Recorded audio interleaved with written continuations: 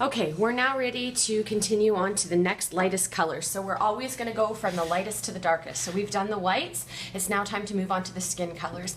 Now we have 2 or 3 different kinds of skin colors. And of course, if you have darker skin, this is something that you're going to have to get some special instructions for. But for most of you who have pasty white Canadian skin like me, you've got these 2 colors you're going to use. We're going to start by looking at your actual selfie photo. Now, I don't have mine here, but I do have my own face. So I can look in the mirror and determine where are some of the lighter parts of my skin. Now, of course, I'm going ahead and cleaning my 2 skin tone pastels first, make sure they're nice and clean. Now, I can see that depending on where the light is hitting me, I'm going to have a lighter spot somewhere here on my forehead. So I'm going to go ahead and put in some of that lighter spot. Now you can see I don't care if it's perfect right now. I'm going to come back in and blend it with my other color afterwards.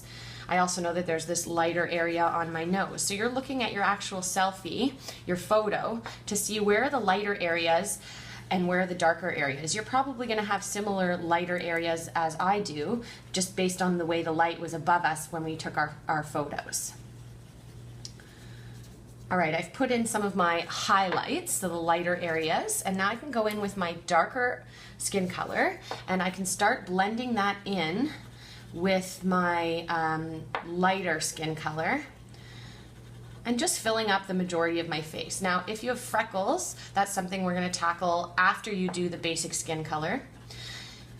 You don't want to apply too much pastel because eventually it stops building and it just kind of rubs off.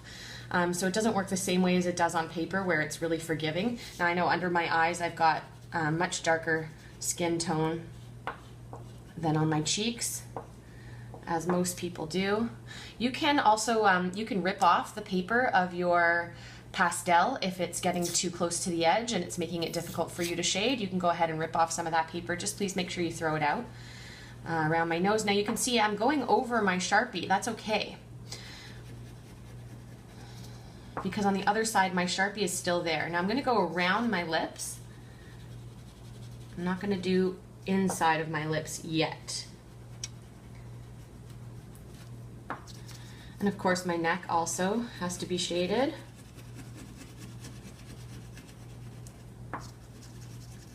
Now I can see a couple areas now where it looks like maybe I didn't do enough sanding, and that's okay. What I can actually do is I can go back in with my sandpaper and sand off what I've done. So the sandpaper here will act almost like an eraser. I'll show you that in just a moment.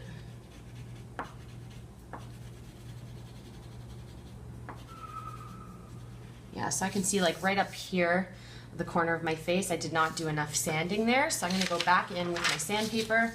It's going to sand off what I've already got, but that's okay. I can come back and put it back on again.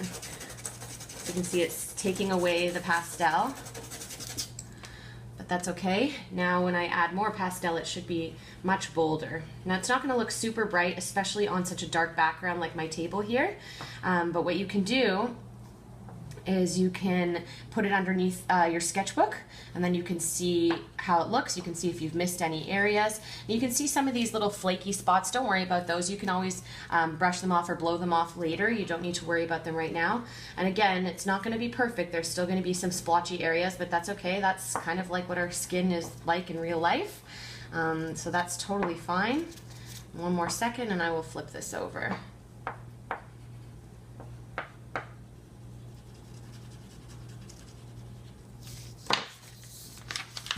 So here it is on top of a dark table, which makes it look awful, but if you put it on top of white, it actually looks much better.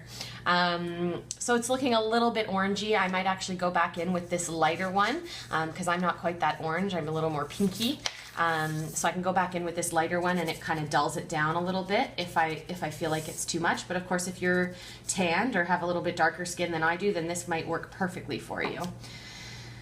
So the next thing we're going to do is we're going to move on to the next lightest color, which is going to be lips.